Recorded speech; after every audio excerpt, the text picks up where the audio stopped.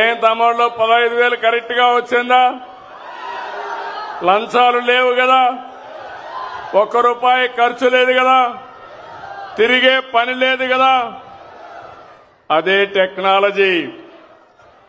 నేను ఆ రోజు ఊహించింది ఈ రోజు మా ఆటో అన్నలు కూడా నేరుగా ఏ పని కావాలన్నా సెల్ ఫోన్ ద్వారానే చేసుకుంటున్నారు. అన్ని కూడా పేమెంట్లన్నీ సెల్ ఫోన్ ద్వారానే పే చేస్తున్నారు. ఇది ఒక వినూత్నమైన అనుభవం. ఏం తమ్ముళ్ళు ఇలాంటి పండగ ఐఎమ్ వెరీ హ్యాపీ. మీ ఫోన్లో వచ్చేసింది.